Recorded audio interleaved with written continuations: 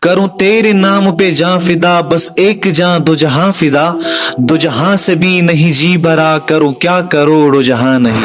جو محبت مصطفیٰ سے کی جائے وہ محبت عام نہیں ہوتی، یہ تو وہ رشتہ ہے جو انسان کو خود اس کے رب تک پہنچا دیتا ہے۔ دنیا کی محبتوں میں خواہشیں ہوتی ہے، شرطیں ہوتی ہے، مگر مصطفیٰ کریم صلی اللہ تعالی علیہ وآلہ وسلم سے محبت وہ بے لوث، خالص اور دل کا وہ نور ہے جو زندگی بدل دیتا ہے۔ محبت کے کوئی پیمانے ہوتے ہیں، کوئی ناپتول ہوتا ہے کہ کوئی کتنے نفل پڑھتا ہے، کوئی کتنے روزے رکھتا ہے۔ محبت عقد قلبی ہے۔ مجنوں سے پوچھو محبت کسے کہتے ہیں؟